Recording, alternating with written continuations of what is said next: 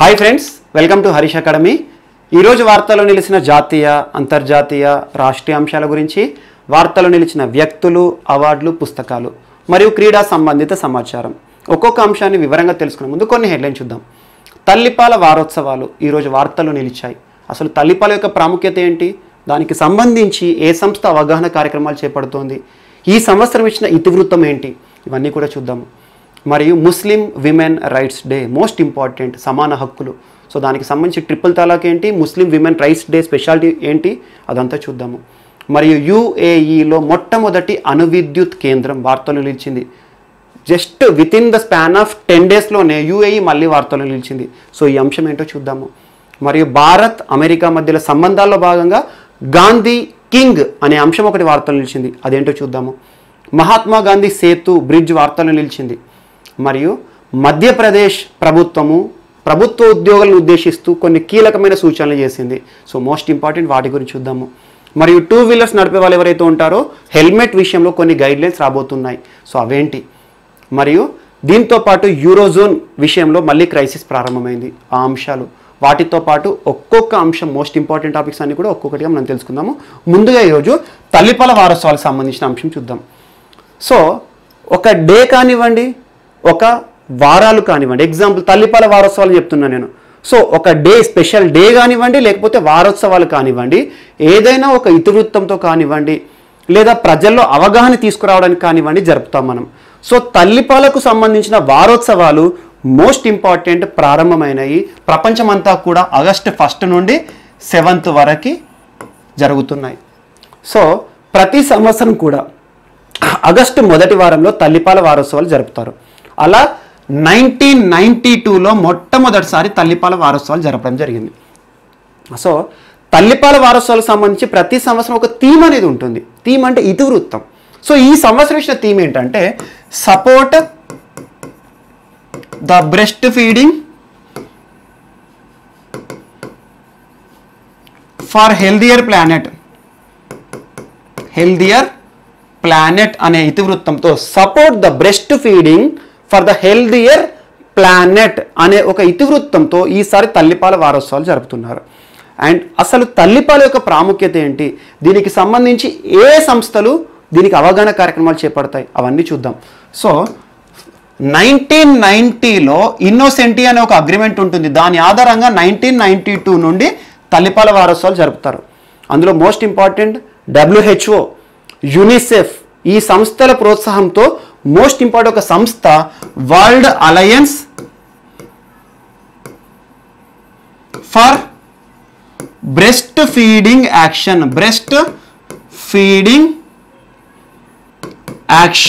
అనే సంస్థ ఈ తల్లిపాల వారోత్సవాలను జరుపుతుంది. అండ్ మోస్ట్ ఇంపార్టెంట్ చూడండి, సుస్థిరాభివృద్ధి లక్ష్యాలు, సస్టైనబుల్ డెవలప్మెంట్ గోల్స్లో తల్లిపాలకు సంబంధించి ఇమ్యూనిటీకి సంబంధించిన ప్రస్తావన ఉంటుంది.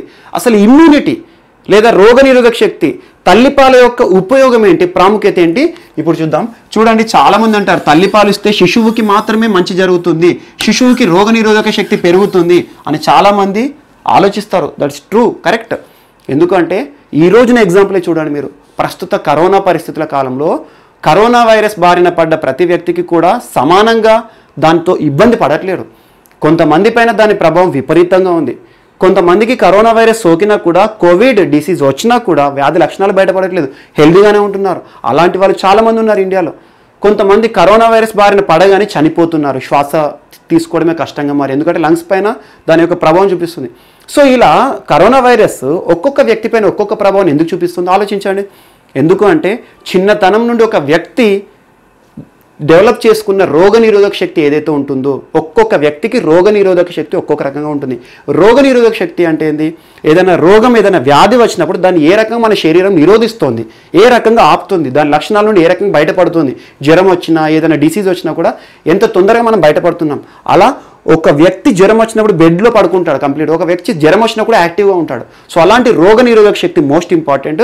ఆ రోగనిరోధక శక్తిని పెంచడానికి ఈరోజు ప్రతి సంస్థ కూడా ఒక్కొక్క ఫంగల్ పౌడర్ అని, ఆయుష్ క్వాత్ అని, నిన్న కూడా మనం చూసాం విటమిన్ సి ట్యాబ్లెట్స్ అని, లింకన్ ఫార్మా కంపెనీ, అలా ఒక్కొక్క మందులను తీసుకొస్తున్నాయి రోగనిరోధక శక్తి పెంచడానికి. అలా ఇప్పుడు మనం రోగనిరోధక శక్తి పైన కాన్సన్ట్రేట్ చేస్తున్నాం. కానీ తల్లిపాలు తాగితే శిశువుకి రోగనిరోధక శక్తి చిన్నతనం నుండి పెరుగుతుంది. చాలామందిని కంపేర్ చేయండి. చిన్నతనం ఆల్మోస్ట్ 6 months నుండి 1 year వరకు ఎవరైతే కంటిన్యూగా చిన్నతనంలోనే తల్లిపాలు తీసుకుంటారో వారికి ఖచ్చితంగా రోగనిరోధక శక్తి ఎక్కువగా ఉంటుంది. చిన్నతనంలోనే డబ్బా పాలు పెట్టడం అలాంటివి ఉందనుకోండి, వాళ్ళకి రోగనిరోధక శక్తి తక్కువగా ఉంటుంది. సో ఇలాంటి అవగాహన ప్రపంచంలోని అన్ని దేశాల్లో కల్పించాలి. చూడండి, తల్లిపాలు ఒక శిశువుకి ఇవ్వడం ద్వారా వచ్చే అడ్వాంటేజ్ ఏంటంటే శిశువుకి రోగనిరోధక శక్తి పెరుగుతుంది. రోగనిరోధక శక్తి పెరుగుతుంది అంటే ఇమ్యూనిటీ పెరుగుతుంది. అండ్ శిశువుతో పాటు తల్లికి కొన్ని బెనిఫిట్స్ ఉన్నాయి. అండ్ చిన్నతనం నుండే తల్లి మరియు శిశువు ఈ సింపుల్ చెప్పాలంటే ఏంటంటే శిశువు తల్లిపాలు తీసుకోవడం ద్వారా తల్లికి మరియు ఆ శిశువుకి మధ్యలో ఒక మంచి సంబంధం అనుబంధం అనేది ఏర్పడుతుంది. సో ఒక అనుబంధం అనేది ఏర్పడుతుంది. అండ్ మోస్ట్ ఇంపార్టెంట్ చూడండి, ఈ తల్లిపాలు ఇవ్వడం ద్వారా శిశువుకి ఇవ్వడం ద్వారా కనీసం 6 months to 1 year ఇవ్వడం ద్వారా తల్లికి కూడా కొన్ని సమస్యలు తీరుతాయి. అండ్ చూడండి, ప్రసవం అయిపోయిన తర్వాత అంటే డెలివరీ అయిన తర్వాత బ్లీడింగ్ అనేది ఉంటుంది. బ్లీడింగ్ తగ్గడానికి తల్లిపాలు కంటిన్యూ ఇస్తే బ్లీడింగ్ కూడా ఆగిపోతుంది అని చెప్పేసి చాలా సర్వేలు చెప్పాయి. అండ్ తల్లికి పొత్తి కడుపులో నొప్పి అంటారు. పొత్తి కడుపులో నొప్పి. సో పొత్తి కడుపులో నొప్పి అనేది తల్లిపాలు శిశువుకి ఇవ్వడం ద్వారా తగ్గుతుంది అని చెప్తున్నారు. చాలా సర్వేలు ఇస్తున్నాయి ఇవన్నీ కూడా. పొత్తి కడుపులో నొప్పి కానివ్వండి, మరియు తల్లికి ప్రసవం తర్వాత ఏర్పడే బ్లీడింగ్ ఏదైతే ఉంటుందో ఆ బ్లీడింగ్ కూడా తొందరగా నయమైపోతుంది. అలా డెలివరీ సమయంలో తల్లి ఎలాంటి సమస్యలు అయితే ఎదుర్కొందో ఆ సమస్యలన్నీ కూడా తొందరగా నయమవుతాయి. ఎప్పుడు తల్లి తన శిశువుకి పాలు ఇవ్వడం కంటిన్యూగా ఇవ్వడం చేస్తున్న ప్రక్రియలో. సో ఇంకోటి మోస్ట్ ఇంపార్టెంట్, ఆ పాలు తీసుకోవడం ద్వారా శిశువుకి రోగనిరోధక శక్తి పెరుగుతుంది అన్నాను. ఎందుకు పెరుగుతుంది అంటే తల్లిపాలలో ఉండే మోస్ట్ ఇంపార్టెంట్ విటమిన్స్ అవేంటంటే లాక్టోఫెరిన్,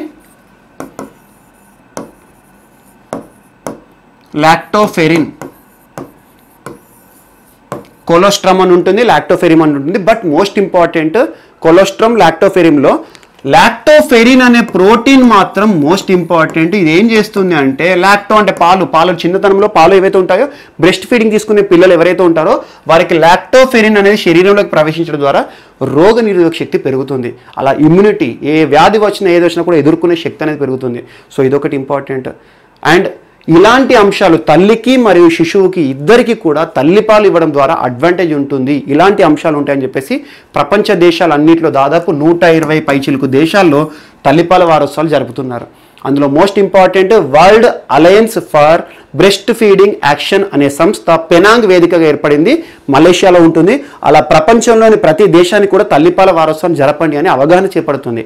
అండ్ మన రాష్ట్రాల్లో కూడా చూడండి, జిల్లాలో కూడా చూడండి, తల్లిపాల వారోత్సవాల భాగంగా చూసి కొంతమంది తల్లులకి ప్రభుత్వము ప్రతిష్టాత్మక పురస్కారాలు ఇవ్వడం కానివ్వండి ఇలాంటివి చేస్తుంది.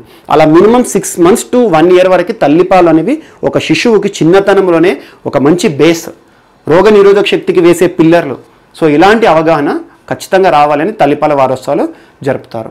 అండ్ చూడండి, మన భారతదేశంలో కూడా రాజస్థాన్ లాంటి రాష్ట్రాల్లో తల్లిపాల యొక్క కేంద్రాలను కూడా ఏర్పాటు చేస్తారు, తల్లిపాల కేంద్రాలని. సో అలా తల్లిపాలు అనేవి చాలామంది తల్లిపాలు ఇవ్వరు, కొంతమంది అంటే 99.9% తల్లిపాలు ఇస్తారు. కానీ కొంతమంది వెస్టర్న్ దేశాలు, ఎక్కువగా వెస్టర్న్ అంటే పాశ్చాత్య దేశాలు ఏవైతే ఉంటాయో అమెరికా, బ్రిటన్ లాంటి అభివృద్ధి చెందిన దేశాలు ఏవైతే ఉంటాయో ఆర్థిక పరంగా వృద్ధి చెందిన దేశాల్లో తల్లిపాలపైన కాన్సన్ట్రేట్ చేయరు. అలాంటి దేశాలను ఎక్కువగా టార్గెట్. మన భారతదేశంలో మన సమాజంలో తల్లికి శిశువుకు ఉన్న అనుబంధం అనేది ఏ దేశంలో కూడా ఉండదు. సో అలాంటి తల్లిపాల వారోత్సవాలు జరపాలి అని చెప్పేసి ప్రపంచ దేశాలన్నీ కూడా కొన్ని 120 పైచిలుకు దేశాలు కూడా ముందుకు వచ్చాయి. ఇందులో ప్రోత్సాహం ఇచ్చే సంస్థలు ఏంటంటే WHO, జెనీవా హెడ్ క్వార్టర్ పనిచేస్తుంది మీకు తెలుసు, మరియు యూనిసెఫ్ మరియు world alliance for breast feeding action అనే సంస్థ ఈ అవగాహన కార్యక్రమాలను చూసుకుంటుంది. సో ఈ రకంగా తల్లిపాల వారోత్సవాలు అనేది మోస్ట్ ఇంపార్టెంట్. లాక్టోఫెరిన్ అనే ప్రోటీన్ చిన్నతనంలోనే శిశువుకి ఇంపార్టెంట్. ఓకే, సో ఇంతకంటే ముందు ఈ కింగ్ మరియు గాంధీ గురించి తెలుసుకున్న ముందట ఈరోజు ఇంకొక అంశం ఉంది, అది కూడా కంప్లీట్ చేసేస్తే అయిపోతుంది. ఫస్ట్ అదేంటంటే August 1 Muslim women rights day. Muslim women rights day. So Muslim women rights day అంటున్నాను, ముస్లిం మహిళల యొక్క హక్కుల దినోత్సవం అంటున్నాను. ఎందుకు మరి August 1 డేనే సెలబ్రేట్ చేస్తామంటే మీరు చూడండి, లాస్ట్ ఇయర్ August 1 చూడండి ఏం జరిగింది. ట్రిపుల్ తలాక్ అనే ఒక వ్యవస్థ భారతదేశంలో ఉండేది. ఇప్పుడు కూడా ట్రిపుల్ తలాక్ ఉంది, లేదనట్లేదు. ట్రిపుల్ తలాక్లో రకరకాలుగా ఉంటాయి. ట్రిపుల్ తలాక్ అంటే ఏం లేదు, సింపుల్ చెప్పాలంటే ఏంటంటే విడాకులు తీసుకునే ఒక ప్రక్రియ. సో ముస్లిమ్స్లో పురుషునికి స్త్రీకి సమాన హక్కులు లేవు వివాహ వ్యవస్థలో అని చెప్పేసి ట్రిపుల్ తలాక్ అనే అంశాన్ని ప్రస్తావిస్తూ కేంద్ర ప్రభుత్వం ఒక చట్టాన్ని తీసుకొచ్చింది. అదేంటంటే Muslim women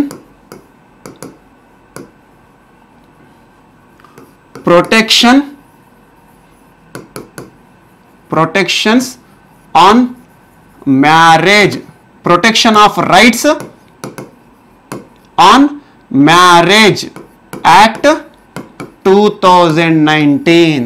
Muslim women protection of rights on marriage 2019 అనే ఒక చట్టం ఆధారంగా భారత ప్రభుత్వము ఒక చట్టం తీసుకొచ్చింది. సింపుల్ చెప్పాలంటే ఈ చట్టం ద్వారానే ముస్లిమ్స్కి ఈరోజు భారతదేశంలో సమాన అవకాశాలు ఉన్నాయి. ఎవరితో సమానంగా? ముస్లింలో ఉండే పురుషులకి స్త్రీలకి సమాన అవకాశాలు కల్పించాలి అనే ఉద్దేశంతో ఈ చట్టం తీసుకురాబడింది. ఆ చట్టము ఏ రోజున ఆమోదించబడింది అంటే ఆగస్టు 1. భారతదేశంలో ఏ బిల్లునైనా కూడా ఆమోదించే అధికారం ఎవరికి ఉంటుంది? భారత రాష్ట్రపతి ఆర్టికల్ 111 ద్వారా.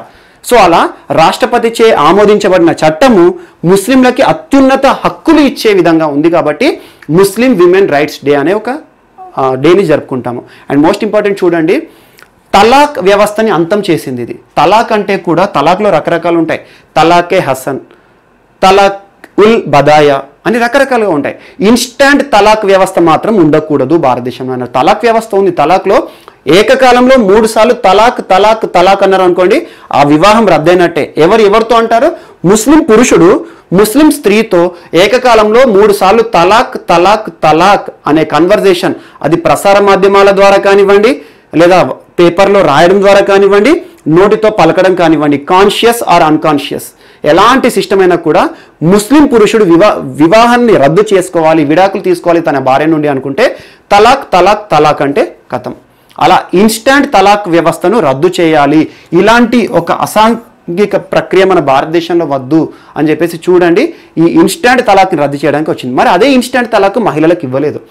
ముస్లిం పురుషుడు తను భార్య నుండి విడిపోవాలనుకుంటే తలాక్ తలాక్ తలాక్ అంటే అయిపోతుంది. కానీ ముస్లిం ఉమెన్ మాత్రము భర్త నుండి విడిపోవడానికి ఈ తలాక్ వ్యవస్థ పనిచేయదు. అంటే ఏమవుతుంది? వివాహ పద్ధతిలో ఇద్దరికి సమాన అవకాశాలు లేవు. ఈ సమాన అవకాశాలు తీసుకురావడానికి ఈ ఇన్స్టాంట్ తలాక్ అనే వ్యవస్థను తీసుకొచ్చింది భారత ప్రభుత్వం. అండ్ ఇంకోటి గుర్తుంచుకోండి, తలాకుల్ బదాయా అంటే ఏంటంటే మనకి ఇన్స్టాంట్ తలాక్ ఏకకాలంలో. అండ్ ఇంకొకటి గుర్తుంచుకోండి, తలాక్ తలాక్ తలాక్ అని 3 నెలల కాలంలో ఒక వ్యవస్థ ఉంటుంది. ఒక నెల ఒకసారి తలాక్, ఇంకొక నెల ఒకసారి తలాక్, ఇంకొక నెల ఒకసారి తలాక్, అలా 3 నెలల టైంలో తలాక్ అనే వ్యవస్థ ఇప్పటికి కూడా ఉంది. సో ఇన్స్టాంట్ తలాక్ పైన మాత్రమే భారత ప్రభుత్వం చట్టం చేసింది.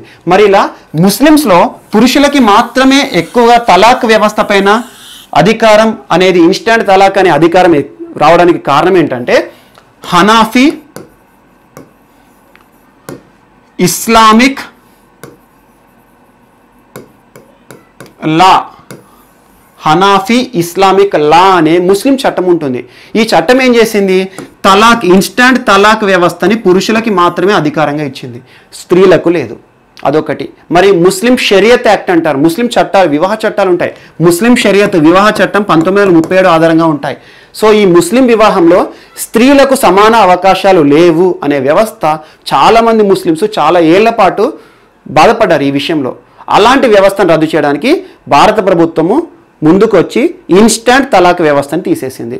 సో ఇప్పటి నుండి ఎవరైనా తాగిన మైకంలో కానివ్వండి, ఆవేశంలో కానివ్వండి, అంతకుముందు కదా తలాక్ తలాక్ తలాక్ అనగా విడాకులు అయిపోయినట్టుగా ఇప్పుడు ఎవరైనా ఇన్స్టాంట్గా వారి భార్యకు, ముస్లిమ్స్ ఎవరైనా పురుషుడు ఇన్స్టాంట్గా భార్యకు తలాక్ తలాక్ తలాక్ అన్నారు అనుకోండి, ఆ వివాహం రద్దు కాకపోగా ఆ చెప్పిన వ్యక్తి, ప్రొనౌన్స్ వ్యక్తి ఎవరైతే ఉంటారో వారికి కాగ్నిజబుల్ అఫెన్స్ కింద మెన్షన్ చేస్తారు. కాగ్నిజబుల్ అఫెన్స్ అంటే ఏంటి? ఆ పర్సన్ని అరెస్ట్ చేయడానికి సంబంధిత పోలీస్ అధికారికి ఎలాంటి వారెంట్ అవసరం లేదు. దాన్ని కాగ్నిజబుల్ అఫెన్స్ అంటారు. కొన్ని కాగ్నిజబుల్ అఫెన్సెస్ ఉంటాయి. ఏదైనా తప్పు చేసినప్పుడు పోలీస్ వాళ్ళకి వారెంటీ అనేది కావాలి. కానీ కొన్ని తప్పులు చేసినప్పుడు ఎలాంటి వారెంటీ లేకుండానే పోలీసు వాళ్ళు తీసుకుపోవచ్చు.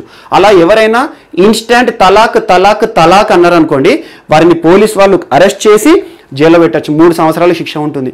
ఇలాంటి అంశం అనేది మనకు కొత్త చట్టంలో వచ్చింది.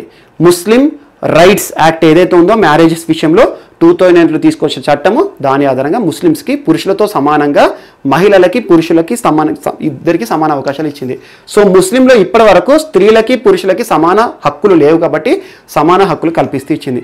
అందులో మోస్ట్ ఇంపార్టెంట్ ప్రస్తావించిన చట్టం ఏంటంటే ఆర్టికల్ 14. రాజ్యాంగంలోని ఆర్టికల్ 14 సమానత్వ సిద్ధాంతం ఉంటుంది. సో సమానం అనేది భారతదేశంలో ఏ పౌరుడైనా సమానమే. మరి ఇప్పుడు ముస్లిం అయినా హిందూ అయినా ఎవరికైనా కూడా సో అలా ముస్లింలో సమానం చేయడానికి బేస్గా ఆర్టికల్ 14 తీసుకుంది. అండ్ ఆర్టికల్ 15(1) సెక్స్ డిస్క్రిమినేషన్ అనేది ఉండకూడదు. స్త్రీలు పురుషులు అనే భేదాన్ని ప్రభుత్వం ఎక్కడ కూడా చూడకూడదు. సో ఈ యొక్క అంశము. మరియు మోస్ట్ ఇంపార్టెంట్ కొన్ని కేసెస్ ఉంటాయి. షాబానో కేసు కానివ్వండి 1986, మరియు సైరాబానో కేసు 2017. ఈ చట్టాలు కూడా ఏంటంటే ముస్లింలకి సమాన అవకాశాలు ఇవ్వండి, సమాన హక్కులు ఇవ్వండి, పురుషులతో సమానంగా ముస్లిం మతంలో అని చెప్పేసి కొన్ని అంశాలు కూడా ఉండడం జరిగింది. సో ఇది ఏంటంటే కొన్ని సున్నితమైన అంశాలు, అందుకే బేసిక్గా చెప్పాను. ఏంటంటే ఎప్పుడైనా చూడండి క్లాస్లో మతం ఆధారంగా వచ్చే అంశాలు సోషియాలజీ పార్ట్లో కొన్ని కాంట్రవర్సీని క్రియేట్ చేస్తాయి. సో బేసిక్ ఇన్ఫర్మేషన్ మీకు ఇక్కడ ఇవ్వడం జరిగింది. సో ఏంటి తలాకే హసన్ అంటే, తలాకుల్ బదాయా అంటే ఏంటి, అవన్నీ డీటెయిల్స్ అన్నీ కూడా మీకు వీలైతే చదువుకోండి. సో ఈ రకంగా ముస్లిం విమెన్ రైట్స్ డే అనేది ఆగస్టు 1 జరుపుకుంటారు. తలాక్ వ్యవస్థను రద్దు చేసి ముస్లిం స్త్రీలకి ముస్లిం పురుషులతో సమానంగా హక్కులు ఇచ్చారు అని చెప్పేసి కొన్ని కేసెస్ గుర్తుంచుకోండి. ఏ ఆర్టికల్స్ ఆధారంగా గుర్తుంచుకోండి. ఆర్టికల్ 25 అనేది మత స్వాతంత్రపు హక్కు ఇస్తుంది. ఏ వ్యక్తి అయినా ఏ మతం నుండైనా ఏ మతంలోకైనా మతం మార్చుకోవచ్చు, కానీ మతం మారిస్తే వచ్చే ప్రయోజనాల ఆధారంగా మాత్రం మార్చుకోకూడదు అనే ఒక నిబంధన ఉంటుంది. సో ఇలా ముస్లిం విమెన్ రైట్స్ డేకి సంబంధించిన ఒక అంశము ఈరోజు వార్తలు నిలిచింది. Next topic Gandhi king. Mahatma Gandhi, Martin Luther king America.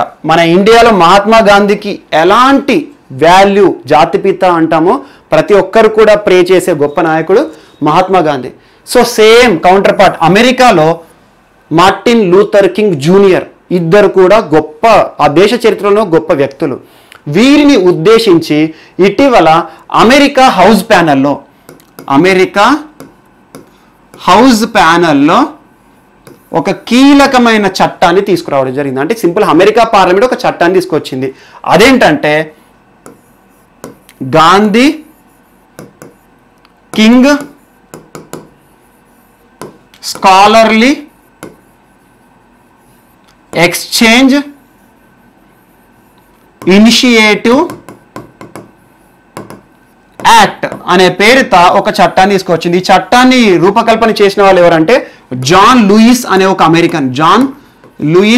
American ఒక చట్టాన్ని డ్రాఫ్ట్ తీసుకొచ్చాడు. డ్రాఫ్ట్ అంటే ఏంటంటే భారతదేశంలో మహాత్మా గాంధీ మరియు అమెరికా చరిత్రలో మార్టిన్ లూథర్ కింగ్ జూనియర్ ఇద్దరు కూడా చరిత్ర మర్చిపోయినంతకాలం, చరిత్ర ఉన్నంతకాలం కూడా కీలకమైన వ్యక్తులు. వీరి ఇద్దరి పేరు మీద ఒక చట్టాన్ని ప్రారంభించి ఈ రెండు దేశాల మధ్యలో సంబంధాన్ని ఇంకా పెంచడానికి, సో సంబంధాలు ఇంకొక స్టెప్ పైకెక్కడానికి వీరు దేశాలకు చేసిన సేవలను మరియు వారు రాసిన రచనలు కానివ్వండి, మరియు వారికి సంబంధించిన కథలను కానివ్వండి అమెరికన్స్ ఇండియన్స్ ఇద్దరు నేర్చుకోవాలి అనే ఒక ఉద్దేశంతో అమెరికా హౌస్ ప్యానెల్ ఇటీవల ఒక కీలక చట్టాన్ని తీసుకొచ్చింది. అందులో భాగంగా ఏం ప్రస్తావన చేశారంటే అమెరికా ఇండియా ఇద్దరు స్టూడెంట్స్ కూడా, ఇండియన్స్ అయితే మార్టిన్ లూథర్ కింగ్ని మరియు అమెరికన్స్ అయితే గాంధీజీ గురించి తెలుసుకోవాలి ఇకపైన. సో అదొకటి అంశం. మరి దాంతోపాటు గాంధీ కింగ్ ఫౌండేషన్ అనే ఒక సంస్థని ఏర్పాటు చేయాలి. ఈ యొక్క సంస్థను కూడా ఏర్పాటు చేయాలి. ఎందుకంటే ఈ సంస్థ ద్వారానే రీసెర్చ్ కార్యక్రమాలు కానివ్వండి, ఈ వ్యక్తులకు సంబంధించిన కథనాలు కానివ్వండి, రచనలు కానివ్వండి, వీటిపైన ప్రయోగాలు చేసే విధంగా రెండు దేశాల మధ్యలో విద్యార్థులు కానివ్వండి ప్రతి ఒక్క వ్యక్తి విషయంలో ఒక టేక్ ఓవర్ చేసుకునే బాధ్యత.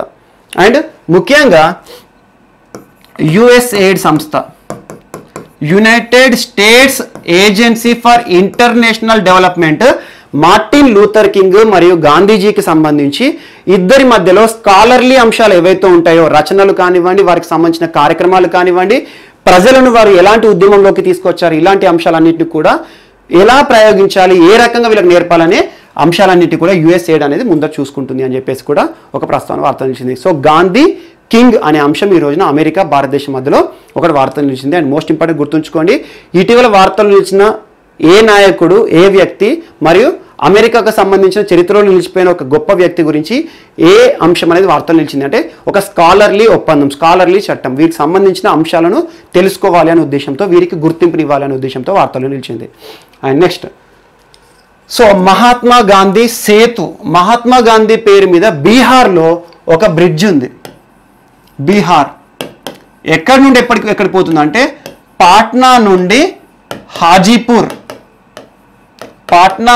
హాజీపూర్ వరకు ఉన్న ఒక బ్రిడ్జ్ని ఇటీవల నితిన్ గడ్కరీ, కేంద్ర రోడ్లు మరియు భవనాల శాఖ మంత్రి నితిన్ గడ్కరీ గారు రీఓపెన్ చేశారు. రీఓపెన్ అంటే అంతకుముందు ప్రారంభమైంది అది, దీనికి సంబంధించి వెస్ట్ ఫ్లాంక్ను ఓపెన్ చేశారు. అంటే ఇదేంటంటే ఒక 4 లేన్ రోడ్ అన్నట్టు, ఇది సింపుల్ చెప్పాలంటే. సో అది దాని యొక్క పొడవు ఎంత ఉంటుంది అంటే 5750 మీటర్లు, అంటే ఆల్మోస్ట్ 6 కిలోమీటర్స్, ఇక 5 కిలోమీటర్ల కంటే ఎక్కువ ఉండే ఒక బ్రిడ్జ్ ఇటీవల వార్తలు నిలిచింది. అది ఏ రాష్ట్రంలో ఉంటుంది? మహాత్మా గాంధీ సేతు అనే ఒక బ్రిడ్జ్ ఎక్కడ ఉంటుంది అంటే మనకి బీహార్. ఎక్కడికి పోతుంది అంటే బీహార్లోని పాట్నా నుండి హాజీపూర్ మధ్యలో ఒక కనెక్టింగ్ బ్రిడ్జ్ ఇటీవల వార్తలు నిలిచింది. దీనికి సంబంధించి రెనోవేటివ్ కార్యక్రమాలు మరియు రీఓపెనింగ్ కార్యక్రమాలు అనేవి జరుగుతున్నట్టుగా వార్తలు నిలిచింది. అండ్ ఇది ఒక భారతదేశంలో 3వ అతి పొడవైన నది పైన నిర్మించబడ్డ బ్రిడ్జ్. నది పైన నిర్మించిన బ్రిడ్జెస్ ఏవైతే ఉంటాయో 3rd ప్లేస్గా ఆక్యుపై చేసింది మహాత్మా గాంధీ సేతు అనే ఒక బ్రిడ్జ్. ఇది ఒకటి కూడా మోస్ట్ ఇంపార్టెంట్, బీహార్లో ఉంటుంది. అండ్ నెక్స్ట్, ఇటీవల మధ్యప్రదేశ్ ప్రభుత్వం కూడా కొన్ని కీలక అంశాలను ప్రస్తావించింది. అదేంటంటే ప్రభుత్వ ఉద్యోగుల విషయంలో మధ్యప్రదేశ్ ప్రభుత్వం ప్రభుత్వ ఉద్యోగుల విషయంలో కొన్ని కీలకమైన అంశాలు ఏంటంటే మీరు చూడండి, కొంతమంది ఇటీవల జూలై 20వ తేదీన సీఎం కాన్ఫరెన్స్ అంటారు కదా, సీఎం మీటింగ్, సీఎం అప్పుడప్పుడు ఉన్నతాధికారులతో సమీక్ష సమావేశాలు చేస్తాడు. ఏ రాష్ట్ర ముఖ్యమంత్రి అయినా కూడా ఆ రాష్ట్రానికి సంబంధించిన అధికారులు ఎవరు ఉంటారో వారికి సంబంధించి సమీక్ష సమావేశాలు ఏర్పాటు చేస్తారు. ఆ సమీక్ష సమావేశాల్లో ఏం జరిగిందంటే ఇటీవల కొంతమంది అధికారులు టీ-షర్ట్స్, జీన్ ప్యాంట్లు వేసుకొని వచ్చారు. సో ముఖ్యమంత్రికి జూలై 20వ తేదీన వాళ్ళని చూసి చాలా కోపం వచ్చేసింది. ఒక ప్రభుత్వ అధికారులు ఒక ఇండిసిప్లిన్ ఆధారంగా కనబడుతున్నారు, సో ప్రభుత్వ సమీక్ష సమావేశాలకి ఇలా వస్తారని మీరు ప్రజల మధ్యకి ఎలా వెళ్తారు అని చెప్పేసి ఒక రూల్ తీసుకొచ్చాడు. ఇకపైన మధ్యప్రదేశ్లో ప్రభుత్వ ఉద్యోగులు ఎవరైతే ఉంటారో వాళ్ళందరూ కూడా ట్రెడిషనల్ డ్రెస్సెస్, అంటే సింపుల్ చెప్పాలంటే ఫార్మల్ డ్రెస్సెస్ మాత్రమే వేసుకోవాలి. ఒకవేళ ఎవరన్నా టీ-షర్ట్, జీన్ ప్యాంట్స్, ప్రభుత్వ ఉద్యోగి ప్రభుత్వ కార్యకలాపాలు విధులు నిర్వహించినప్పుడు టీ-షర్ట్, జీన్ ప్యాంట్ వేసుకున్నారు అనుకోండి, ఖచ్చితంగా వాళ్ళపైన ఎలాంటి ఒకవేళ వాళ్ళకి ఛార్జ్ షీట్ ఇవ్వడం కానివ్వండి, వారికి సంబంధించి ప్రభుత్వపరమైన చర్యలు తీసుకుంటామని చెప్పేసి కూడా కీలకమైన అంశాలను దానికి సంబంధించి జీవో కూడా ప్రస్తావించారు. ఇటీవల ప్రభుత్వ ఉద్యోగుల యొక్క వస్త్రాలంకరణ పైన లేకపోతే వస్త్రధారణ పైన ఆంక్షలు విధించిన రాష్ట్రం ఏది అంటారు? Madhya Pradesh. So jean pant, T-shirt అనేది ప్రభుత్వ ఉద్యోగులు వేసుకోవద్దని చెప్పింది. ట్రెడిషనల్ ఫార్మల్, ఇన్ షర్ట్ అలా వేసుకోవాలని చెప్పింది. అదొకటి మోస్ట్ ఇంపార్టెంట్. అండ్ మనకి నెక్స్ట్ టాపిక్, ఈ టాపిక్ మనం చూసాం నిన్న. ఉత్తరాఖండ్ గురించి మీకు చెప్పాను నేను. ఉత్తరాఖండ్ ఏంటి? మనకి చైనాకి మరియు భారతదేశానికి మధ్యలో బార్డరింగ్ ఆల్మోస్ట్ 350 కిలోమీటర్స్ ఉన్న ఉత్తరాఖండ్ ప్రాంతం ఏదైతే ఉంటుందో ఆ ఉత్తరాఖండ్ సరిహద్దు గ్రామాల్లో టూరిజం అభివృద్ధి చేయడానికి భారత ప్రభుత్వం చర్యలు తీసుకుంటుంది. దానివల్ల వచ్చే అడ్వాంటేజ్ ఏందని కూడా చూసాం. ఈ రోజున మళ్ళీ నేపాల్ ఏం చేస్తుందంటే, ఈ వివాదాస్పద ప్రాంతం ఉంది కదా, ఈ వివాదాస్పద ప్రాంతంలో దాదాపు మీరు చూడండి మనకి లిపులేక్, నేను డ్రా చేసే లిపులేక్, కాలాపాని, లింపియాదురా, ఈ 3 ప్రాంతాలని ఇటీవల మా ప్రాంతాలు అని చెప్పుకొని ఒక వివాదాస్పద మ్యాప్ని నేపాల్ రూపొందించింది. దానికి ఆమోదం కూడా తెలిపింది నేపాల్ పార్లమెంట్. సో అలా ఆ వివాదాస్పద ప్రాంతాలను రూపొందించి భారతదేశంతో చాలా వరకు కూడా నేపాల్ సంబంధాలను దూరం చేసుకుంటుంది. ముఖ్యంగా కేపీ శర్మ ఓలీ నేపాల్కి సంబంధించి. సో ఇటీవల ఉత్తరాఖండ్ ప్రాంతంలోని 3 ప్రాంతాలు మా ప్రాంతాలు అని చెప్పేసి వివాదాస్పద దారితీసిన తర్వాత మళ్ళీ ఏం చేసిందంటే ఐక్యరాజ్య సమితికి కూడా ఈ 3 ప్రాంతాలు మాయా నివేదికను పంపింది. ఐక్యరాజ్య సమితి రిజెక్ట్ చేసింది అనుకోండి, కానీ ప్రపంచంలోని మోస్ట్ ఇంపార్టెంట్ కొన్ని నేషన్స్ ఉంటాయి కదా, చాలా అభివృద్ధి చెందిన దేశాలు, వారికి కూడా ఇంగ్లీష్లో ఈ మ్యాప్ డీటెయిల్స్ అన్నీ కూడా రాసేసి ఒక్కొక్క దేశానికి పంపడం ప్రారంభించింది. సో అలా ఇండియాని రెచ్చగొట్టే కార్యక్రమాలు చేస్తుంది నేపాల్. అండ్ ఇంకోటి గుర్తుంచుకొని, నేపాల్ చేస్తున్న ఈ చర్యలకు వెనుక ఖచ్చితంగా చైనానే కారణం.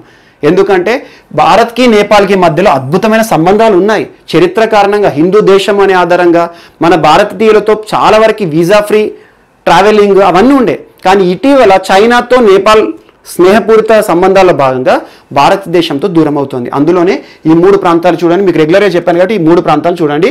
ఈ 3 ప్రాంతాలని ఇప్పుడు నేపాల్ వాళ్ళ ప్రాంతాలుగా చూపించే ప్రయత్నాలు చేస్తుంది. సో దీనికి సంబంధించి మళ్ళీ ఏమైంది, ప్రపంచ దేశాలన్నిటికీ కూడా ఈ ప్రాంతాలు మాయ అనే అధికారిక మ్యాప్ ఏదైతే ఉంటుందో, నేపాల్ రూపొందించిన మ్యాప్, వాటిని డిస్ట్రిబ్యూట్ చేయడం ప్రారంభించింది. ఇది ఒకటి కూడా మోస్ట్ ఇంపార్టెంట్.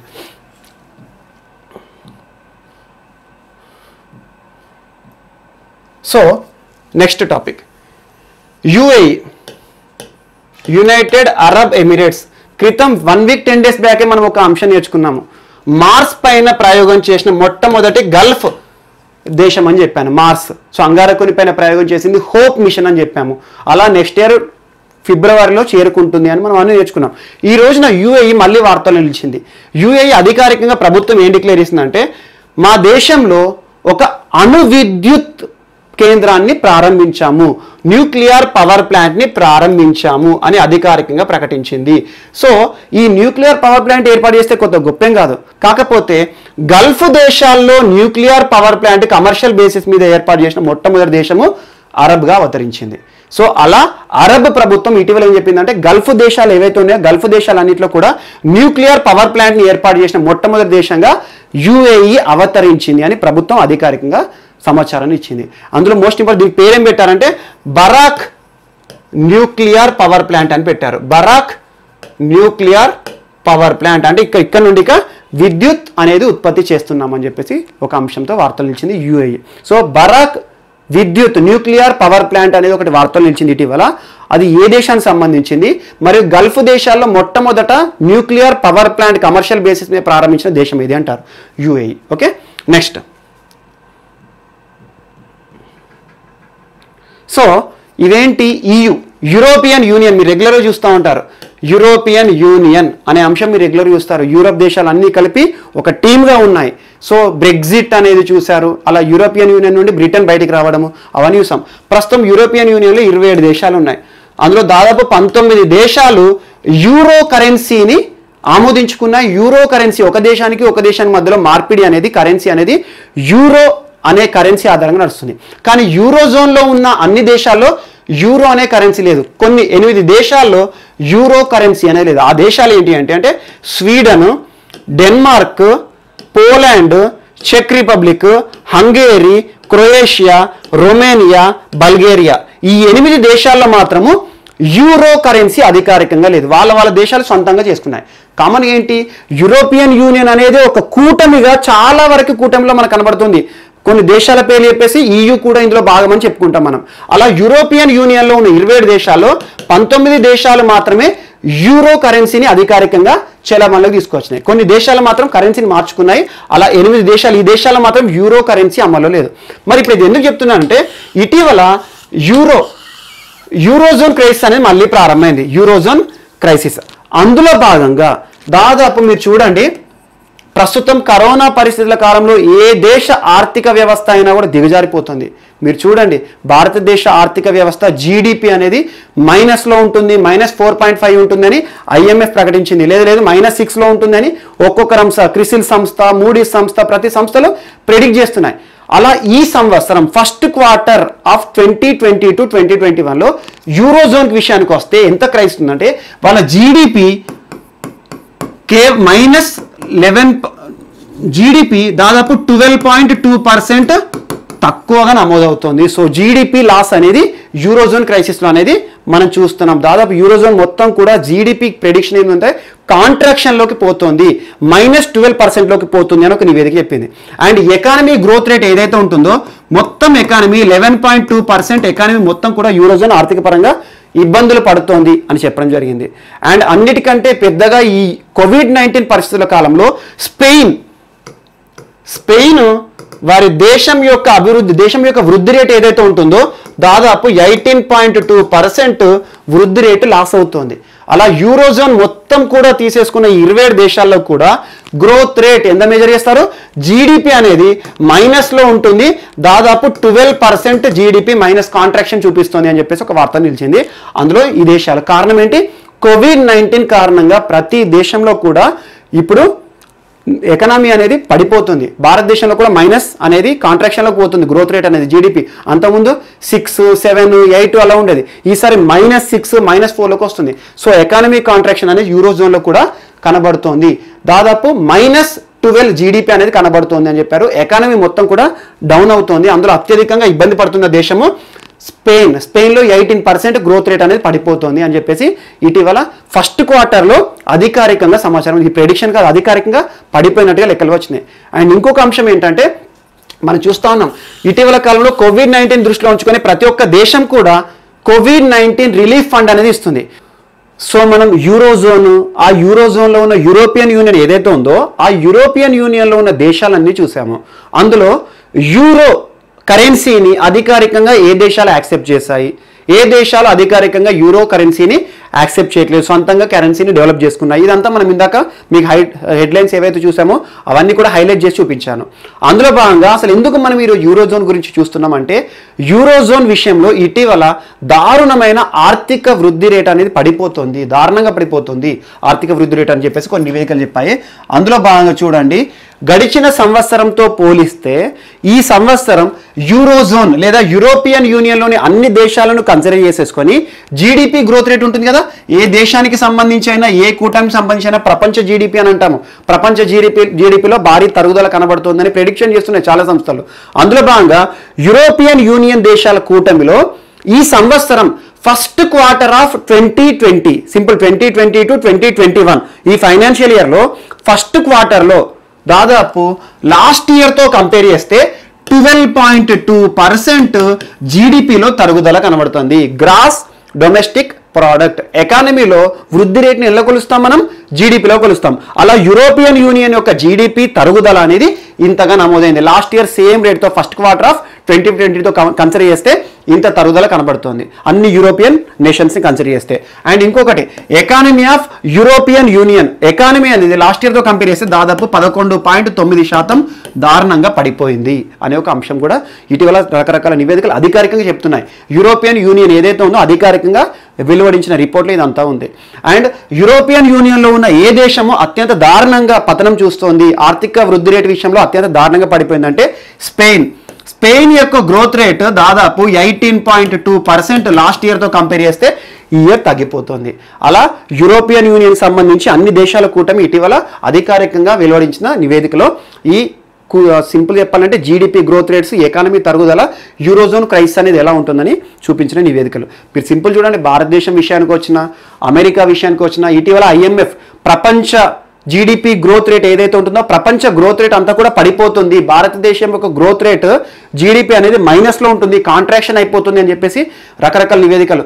అండ్ చూడండి, ప్రతి దేశం, ఇది ఓన్లీ మనకు యూరోజోన్ యూరోపియన్ యూనియన్ గురించి మాత్రమే కాదు, ఈరోజు ప్రపంచంలోని ఏ దేశాన్ని కూడా వదలలేని ఒక మహమ్మారి కరోనా పరిస్థితుల కాలంలో ప్రతి దేశం కూడా ఆర్థిక పరంగా చాలా దెబ్బతిన్నాయి.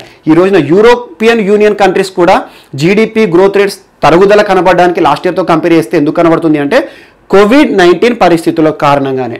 సో కోవిడ్-19 పరిస్థితుల కారణంగా ఆర్థిక వ్యవస్థ మొత్తం స్తంభించిపోయింది, ఎగుమతులు దిగుమతులు లేవు, ఒక్కొక్క దేశం నుండి వస్తు మార్పిడి కానివ్వండి, ఒక ప్రాంతం నుండి ఒక ప్రాంతానికి ఎగుమతులు, ట్రేడ్, వాణిజ్యం జరగట్లేదు.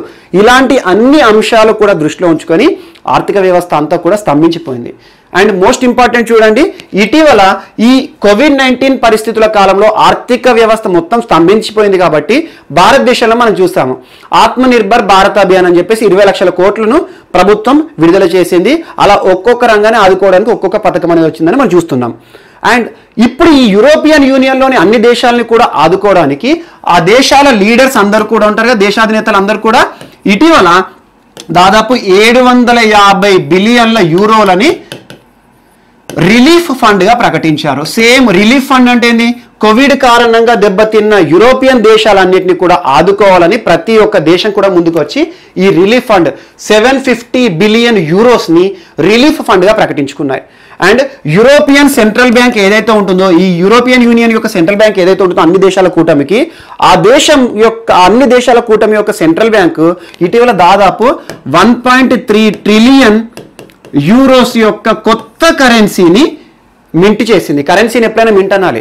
సో యూరోపియన్ సెంట్రల్ బ్యాంక్ ఏదైతే ఉందో కొత్త కరెన్సీ, కొత్త యూరోస్ని దాదాపు 1.3 ట్రిలియన్ యూరోస్ని మింట్ చేసి ఆర్థిక వ్యవస్థలోకి పంపింగ్ చేసింది. సింపుల్ చెప్పాలంటే ఒక హెలికాప్టర్ మనీ లాగా, మనకు కూడా హెలికాప్టర్ మనీ అనేది ప్రతి ఒక్క ప్రజల దగ్గర డబ్బు అనేది ఉండాలి. ఈ ఎకానమీ సైకిల్లో ఖచ్చితంగా డిమాండ్ అండ్ సప్లై, మనం కొంటేనే ప్రభుత్వానికి డబ్బులు వస్తాయి, పన్నులు కడతాము అని చెప్పేసి అలా ఇలా ఉంటుంది. సో ఎకానమీ సైకిల్ నడవాలంటే ఏ ఒక్క రంగం దగ్గర కూడా ఆగిపోకూడదు ఎకానమీ.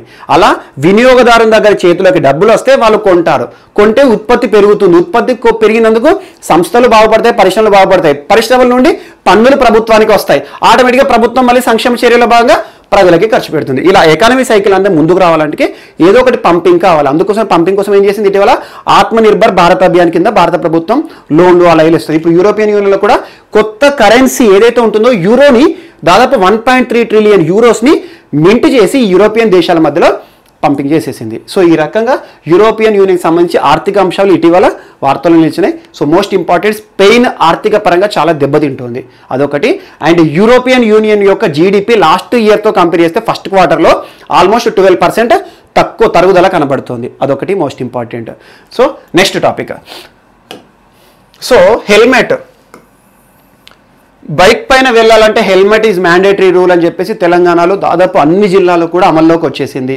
ప్రతి ఒక్క రాష్ట్రంలో, ఏపీలో కానివ్వండి, హెల్మెట్ ఈజ్ మ్యాండేటరీ. ఖచ్చితంగా మన రక్షణ కోసం ప్రభుత్వం నిబంధనలు పెట్టకున్నా హెల్మెట్ అనేది మనం ఖచ్చితంగా వాడాలి. సో ప్రతి ఒక్కరు కూడా డ్యూటీ అది. అందులో భాగంగా హెల్మెట్స్ అనేవి చాలా వరకు కూడా కొంతమంది చిన్న చిన్న హెల్మెట్లు వాడడము, సో అలా తేలికపాటి హెల్మెట్లను వాడడము, అలా నాణ్యత లేని హెల్మెట్లు వాడుతున్నారని ప్రభుత్వం దృష్టికి రావడం ద్వారా కేంద్ర ప్రభుత్వం ఇటీవల ఒక గెజిట్ని రిలీజ్ చేసింది. Draft gazette, draft guidelines release చేసింది. డ్రాఫ్ట్ అంటే ఏంటంటే అది ఫైనల్ కాదు, అందులో మనకేమన్నా సలహాలు సూచనలు కావాలంటే ప్రభుత్వానికి ఇవ్వచ్చు. ఆ డ్రాఫ్ట్లో ఏం చెప్పింది అంటే ఇకపైన 2 వీలర్స్ నడిపే వాళ్ళు ఎవరైతే ఉంటారో వారు ఖచ్చితంగా బ్యూరో ఆఫ్ ఇండియన్ స్టాండర్డ్స్ ప్రమాణాల ఆధారంగానే, బ్యూరో ఆఫ్ BIS, ఇంత ఇటీవల కూడా చూసాం మనం, BIS కేర్ అనే ఒక యాప్, మన్నిక గల వస్తువుల దృష్టి చూడడానికి వాటిని గుర్తించడానికి ఒక యాప్ తీసుకొచ్చారు కేంద్ర ప్రభుత్వం అని, BIS కేర్. సేమ్ అదే బ్యూరో ఆఫ్ ఇండియన్ స్టాండర్డ్ ప్రమాణాల ఆధారంగా తయారు చేసిన హెల్మెట్లు మాత్రమే వాడాలి. అవి తప్పితే లోకల్లో ఎలాంటి క్వాలిటీ లేకుండా తేలికపాటి హెల్మెట్లు వాడకూడదు అని చెప్పేసి కొన్ని గైడ్లైన్స్ రిలీజ్ చేసింది. సో ఇప్పటి నుండి ఖచ్చితంగా ఏ హెల్మెట్ వాడాలన్నా కూడా BIS standards, bureau of Indian standards ప్రమాణాల ఆధారంగా తయారు చేసినట్టు ఏంటంటే ఒక మన్నిక ప్రమాణాలకు గుర్తింపు. సింపుల్ చెప్పాలంటే క్వాలిటీ అజురెన్స్ ఇది. సో క్వాలిటీ ఆధారంగా తయారు చేసిన హెల్మెట్. ఎందుకంటే కొన్ని ప్రమాదాలు చూడండి, చాలా వరకు దేశంలో ప్రమాదాలు ఎట్లా అంటే హెల్మెట్ పెట్టుకున్న చనిపోతున్నారు. రీజన్ ఏంటంటే ఆ నాణ్యత లేని హెల్మెట్ పెట్టుకునేసరికి అది పగిలి తలలో కుచ్చుకుంటున్నాయి. సో ఇలా కింద పడితే హెల్మెట్ మనల్ని కాపాడాలి, కానీ ఆ హెల్మెట్ మనకు కుచ్చుకొని చనిపోయేలా ఉండకూడదు. సో అలాంటి హెల్మెట్లో కూడా ప్రమాణాలు తీసుకురావడానికి ఇటీవల కేంద్ర ప్రభుత్వము డ్రాఫ్ట్ గైడ్లైన్స్ రిలీజ్ చేసింది. మీకు ఏమన్నా సలహాలు సూచనలు ఉంటే మాకు పంపండి అని చెప్పేసి. సో అలా BIS standards, bureau of Indian standards ఏదైతే ఉంటుందో దాని ప్రమాణాల ఆధారంగానే హెల్మెట్ యొక్క నాణ్యత పెంచేసి 2 వీలర్స్ నడపండి అని చెప్పేసి ఒక అంశం కూడా వార్తలు నిలిచింది. నెక్స్ట్, సో ఇటీవల సిడ్బీ, మనం రెగ్యులర్గా వింటున్నాం సిడ్బీ పేరు, small industries development bank of India. So small industries development bank of India ఎప్పుడు విన్నాం మనం? PM స్వనిధి మనం రెగ్యులర్గా చూస్తున్నాము. ప్రధానమంత్రి ఆత్మనిర్భర్ స్ట్రీట్ వెండర్స్ అభియాన్ ఏదైతే ఉందో, స్ట్రీట్ వెండర్స్ ఆత్మనిర్భర్ నిధి అని చెప్పేసి PM స్వనిధి గురించి ఇటీవల మధ్యప్రదేశ్ టాప్లో ఉందని, PM స్వనిధి యాప్ ఒకటి రిలీజ్ అయిందని, PM స్వనిధి ఎవరైతే ఉంటారో స్ట్రీట్ వెండర్స్కి లోన్స్ అనేవి ఇవ్వడము, అలా వీధి చివరిలో ఉండే చిన్న చిన్న చిరు వ్యాపారాలను ఆదుకోవడానికి PM స్వనిధి కింద ఈ బ్యాంకే ముందుకుంది మనకి. PM స్వనిధిలో SIDBI role most important. So ఈ రోజున small industries development bank of India మరియు ట్రాన్స్ యూనియన్ సిబిల్ అనే సంస్థ రెండు కూడా కలిసి ఒక ప్రోగ్రామ్ని లాంచ్ చేశాయి. అదేంటంటే సాక్ష్యం అనే ప్రోగ్రామ్ తీసుకొచ్చినాయి. ఇది ఎందుకోసం అంటే MSMEలను ఉద్దేశించి, మైక్రో స్మాల్ మీడియం ఎంటర్ప్రైజెస్. భారతదేశానికి చూడండి పరిశ్రమల రంగంలో అత్యధికంగా MSMEలు ఉంటాయి. పెద్ద పెద్ద పరిశ్రమలు తక్కువగా ఉంటాయి, కానీ మెజారిటీ దాదాపు 80% MSMEల కింద ఉంటాయి, micro small medium enterprises. So అలా MSMEలను ఆదుకోవాలి ఉద్దేశంతోనే ఇటీవల కేంద్ర ప్రభుత్వం ఆత్మనిర్భర్ భారత్ అభియాన్లో దాదాపు 3 లక్షల కోట్ల రూపాయలను రుణాల కింద ఇస్తామని చెప్పింది. అలా ఎలాంటి కొల్లాటరల్ లేకుండా రుణాలు ఇచ్చే సదుపాయం కల్పిస్తుంది. సో అలాంటి MSMEలకు సంబంధించి ఈ రోజున రకరకాల రీఫార్మ్స్ వస్తున్నాయి. వారికి ఫైనాన్షియల్ అసిస్టెన్స్ సులభతరం చేయడానికి మరియు టెక్నాలజికల్ అసిస్టెన్స్ సాంకేతిక నైపుణ్యం కలిగించడానికి ఒక ప్రోగ్రామ్ తీసుకొచ్చింది, ఫైనాన్షియల్ నాలెడ్జ్ ప్లాట్ఫామ్. అంటే సింపుల్ ఏంటంటే ఫైనాన్స్ పైన అవేర్నెస్ క్రియేట్ చేయడానికి మరియు సులభతరంగా ఎంఎస్ఎంఈలకు సంబంధించి భారత ప్రభుత్వం ఎలాంటి పథకాలు తీసుకొస్తుంది, ఎంఎస్ఎంఈలకు ఉద్దేశించిన పథకాలన్నింటినీ కూడా ఒకే ప్లాట్ఫామ్ కింద ఉండేటట్టు ఒక పోర్టల్ని ప్రారంభించింది. సాక్ష్యం అనే పేరుతో ఒక ట్రైనింగ్ క్యాంపెయిన్ లేదా ఒక పోర్టల్, ప్రభుత్వం నుండి వచ్చే ఎలాంటి పథకాలు ఏ రకంగా ఎంఎస్ఎంఈలకు ఉపయోగపడతాయి అవన్నీ కలిసేసి ఈరోజు ఈ రెండు సంస్థలు కూడా ఒక ప్రోగ్రాంతో ముందుకు వచ్చాయి. అది సాక్ష్యం. ఎంఎస్ఎంఈ సాక్ష్యం అనేది ఎవరి రూపకల్పన ద్వారా వచ్చింది అంటే ఒకటి సిడ్బి, రెండోది ట్రాన్స్ యూనియన్ సిబిల్. ఈ రెండు సంస్థలు కూడా ఈరోజు ఎంఎస్ఎంఈ సాక్ష్యం అనే పేరుతో చిరు వ్యాపారులని మరియు MSME micro small medium enterprises కింద పనిచేస్తున్న పరిశ్రమలు ఏవైతే ఉన్నాయో వారికి ఫైనాన్షియల్ నాలెడ్జ్ అవేర్నెస్ ఇవ్వడానికి మరియు దాంతోపాటు ఎంఎస్ఎంఈ పథకాలు ప్రభుత్వాన్ని ఏవైతే ఇస్తాయో ప్రభుత్వాలు ఎంఎస్ఎంఈని ఆదుకోవడానికి ఇచ్చే పథకాలన్నింటినీ కూడా ఒక లిస్ట్ అవుట్ చేసి ఈ ప్లాట్ఫామ్ పైన మొత్తం కూడా ఉంచుతాయి. సో ఈ రకంగా ఒక సాక్ష్యం అనే ఒక పథకం కూడా ఈరోజు మన వార్తలో ఉంది. సాక్ష్యం ఎవరెవరు తీసుకొచ్చారని చూడండి. నెక్స్ట్, సో పివి నరసింహారావు పరిచయం లేని వ్యక్తి, మనం రెగ్యులర్గా నేర్చుకుంటున్నాం. పివి నరసింహారావు గారు సో భారతదేశానికే మొట్టమొదటి దక్షిణ భారతీయుడు ప్రధానమంత్రిగా అయిన వ్యక్తి. ఇతని తర్వాతే దేవేగౌడ కానివ్వండి వీరు అందరూ అయ్యారు. సో పివి నరసింహారావు గారి యొక్క శత జయంతి ఉత్సవాలు జూన్ 28వ తేదీన మనం చూసాము. సో అప్పటి నుండి శత జయంతి ఉత్సవాలకు సంబంధించి ఈ ఇయర్ అంతా కూడా శత జయంతి ఉత్సవాలు, పివి శత జయంతి ఉత్సవాలు జరపాలి అని చెప్పేసి ఒక కమిటీని కూడా వేసింది తెలంగాణ రాష్ట్ర ప్రభుత్వం కె కేశవరావు గారు ఆధ్వర్యంలో. సో అలా ఉత్సవ కమిటీ ఆధ్వర్యంలో ఈ సంవత్సరం అంతా కూడా పివి గారిని స్మరించుకుంటూ కల్చరల్ యాక్టివిటీస్ ప్రతి ఒక్క దేశంలో దాదాపు 50 దేశాలకు పైగా పివి గారి స్మారక సభలు నిర్వహించడము, సో ఉత్సవాలను అంగరంగ వైభవంగా జరిపించాలని ప్రభుత్వం ముందుకొచ్చింది. అండ్ మోస్ట్ ఇంపార్టెంట్ భారతరత్న విషయంలో కూడా కేంద్ర ప్రభుత్వాన్ని అభ్యర్థించడం జరుగుతుంది. సో అలాంటి పివి నరసింహారావు గురించి ఈరోజు నా తెలంగాణ ప్రభుత్వం ఒక వెబ్సైట్ని కూడా అధికారికంగా ప్రారంభించింది. ఈ వెబ్సైట్లో ఏ ప్రోగ్రామ్స్ ఉంటాయి, ఈ శత జయంతి ఉత్సవాలకు సంబంధించి ఎలాంటి కల్చరల్ యాక్టివిటీస్ ఉంటాయి, ఎలాంటి అవేర్నెస్ క్యాంపెయిన్స్ ఉంటాయి, పీవీకి సంబంధించిన హిస్టరీ కానివ్వండి అవన్నీ కూడా ఒకే ప్లాట్ఫామ్ కింద తీసుకురావడానికి పివి నరసింహారావు వారి పేరు మీద ఒక వెబ్సైట్ని తెలంగాణ రాష్ట్ర ప్రభుత్వం అధికారికంగా తీసుకుంది. అండ్ ఇంకోటి గుర్తుంచుకోండి, ఈ ఉత్సవాల కమిటీ 1 year పాటు శత జయంతి ఉత్సవాలు జరుగుతున్నాయి కదా, దానికోసం ఉత్సవ కమిటీ చైర్మన్గా ఎవరిని నియమించారు అంటారు. పివి శత జయంతి ఉత్సవాల కమిటీ చైర్మన్ ఎవరంటే కేశవరావు గారు. మోస్ట్ ఇంపార్టెంట్ తెలంగాణకు సంబంధించిన ఎగ్జామ్లు ఇలాంటి బిట్స్ అడుగుతారు. సో వెబ్సైట్ కూడా ప్రారంభిస్తున్నట్టుగా తెలంగాణ ప్రభుత్వం చెప్పింది. And next, so Amar Singh గారు కొత్తగా పరిచయం లేని వ్యక్తి, మనకు పరిచయం అవసరం లేని వ్యక్తి. చాలామంది రాజకీయాల్లో చూస్తూ ఉంటే రాజకీయ పరంగా న్యూస్ చూస్తే ఈ వ్యక్తి చాలా ఫేమస్. ముఖ్యంగా సమాజ్వాదీ పార్టీ మీకు ఉత్తరప్రదేశ్ వస్తే ములాయం సింగ్ యాదవ్ మాజీ ముఖ్యమంత్రి, ఇప్పుడు అఖిలేష్ యాదవ్ ఉన్నారు కదా, అఖిలేష్ యాదవ్ గారి తండ్రి మాజీ ఉత్తరప్రదేశ్ ముఖ్యమంత్రి ములాయం సింగ్ యాదవ్కి చాలా సన్నిహితుడు, చాలా క్లోజ్ ఫ్రెండ్ అన్నట్టు. సో అలా సమాజ్వాదీ పార్టీలో తనకంటూ కొన్ని ఏళ్ల పాటు గుర్తింపు తీసుకొచ్చాడు. పార్టీని తనకంటూ ప్రతిభ ఆధారంగా ఉన్నత స్థాయికి తీసుకొచ్చాడు. అలాంటి అమర్ సింగ్ గారు ప్రస్తుతం రాజ్యసభ ఎంపీ ఇటీవల కిడ్నీ సంబంధిత వ్యాధులతో బాధపడుతూ సింగపూర్లో చనిపోవడం జరిగింది. ఇటీవల ఉత్తరప్రదేశ్ రాష్ట్రానికి సంబంధించిన ఒక కీలకమైన వ్యక్తి, రాజ్యసభ ఎంపీ, ఉత్తరప్రదేశ్కి సంబంధించి సింగపూర్లో చనిపోయాడు కిడ్నీ సంబంధిత వ్యాధులు. ఎవరంటే అమర్ సింగ్. సో సమాజ్వాదీ పార్టీకి సంబంధించి చాలా ఏళ్ళు తనకంటూ ఒక గుర్తింపు తెచ్చుకున్నాడు. సో ఇటీవల చనిపోయిన వ్యక్తుల్లో మోస్ట్ ఇంపార్టెంట్ అమర్ సింగ్ గారు. సో పైడికొండల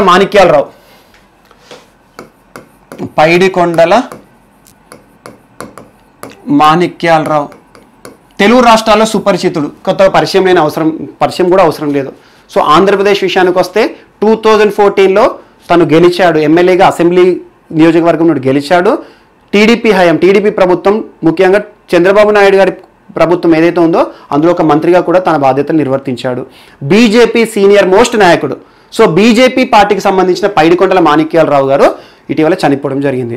ఇటీవల చనిపోయిన ఆంధ్రప్రదేశ్ సంబంధించి బీజేపీ కీలక నాయకుడు, సీనియర్ మోస్ట్ నాయకుడు చనిపోయాడు. ఈ క్రింది వారు ఎవరంటాడు? పైడికొండల మాణిక్యాలరావు మాజీ రాష్ట్ర మంత్రిగా పనిచేశాడు. కేంద్రంలో కూడా కొన్ని కీలకమైన పదవులను స్వీకరించడం జరిగింది. సో పైడికొండల మాణిక్యాలరావు గారు ఇటీవల చనిపోయిన వ్యక్తుల్లో most important. Next, Sumit Deb. So Sumit Deb గారు ఎవరి ఇతను? ఎన్ఎండిసికి ఇటీవల సిఎండిగా నియమితులయ్యారు. NMDC, national mineral development corporation. National mineral development corporation అనే సంస్థ పబ్లిక్ సెక్టర్ అండర్టేకింగ్. దానికి ఇటీవల సిఎండిగా, సింపుల్ చెప్పాలంటే మేనేజింగ్ డైరెక్టర్గా ఇటీవల ప్రభుత్వంతో నియమితులు అవ్వడం జరిగింది. సో ఇతను రానున్న కొంతకాలం పాటు సిఎండిగా బాధ్యతల్లో ఉంటారు. ఇప్పటికే చాలా రంగాల్లో రాష్ట్రీయ ఇస్పాత్ నిగమ్ లిమిటెడ్ అని చెప్పేసి ఒక సంస్థ ఉంటుంది. అందులో కొన్నేళ్ల పాటు తను కీలకమైన పదవుల్లో ఉన్నాడు. ఈ రోజున నియామకమైన వ్యక్తుల్లో మోస్ట్ ఇంపార్టెంట్ ఇటీవల NMDC, national mineral development corporation అనే సంస్థకి సిఎండిగా నియమితులైన వ్యక్తి ఈ క్రింది వారిలో ఎవరు? ఇంతకు మించి వేరే క్వశ్చన్ రాదు. సో అతనే Sumit Deb. Okay, next. So Partha Pritam Sen Gupta, Partha Pritam Sen Gupta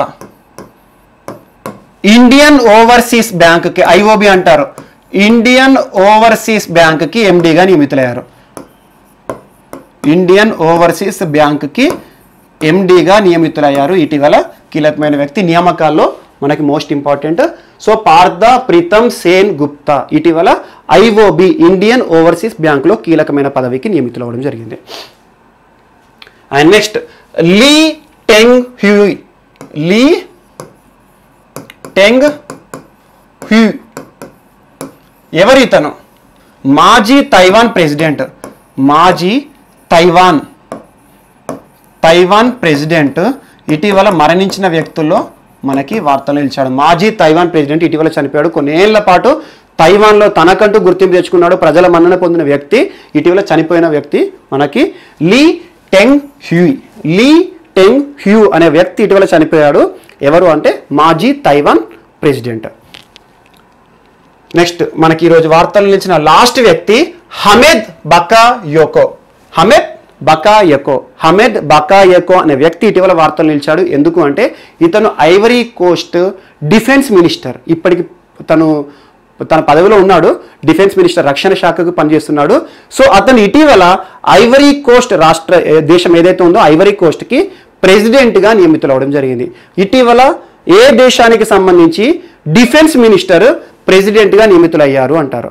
so sorry, president కాదు, ప్రైమ్ మినిస్టరే నియమితులు అయ్యారు అంటే మనకి Hamed Bakayoko, Ivory Coast defence minister, ఇటీవల ఏ పదవిలోకి వచ్చారంటే మనకి prime minister of Ivory Coast. అలా వార్తల్లో నిలిచిన కీలకమైన వ్యక్తి. సో వీళ్ళు ఈరోజు మనకు వార్తల్లో నిలిచిన వ్యక్తులు. వీరితో పాటు కొన్ని అంశాలు, మిస్లేనియస్ అంశాలు రేపటి క్లాస్లో మనం కలిపి చెప్పుకుందాం. Thank you.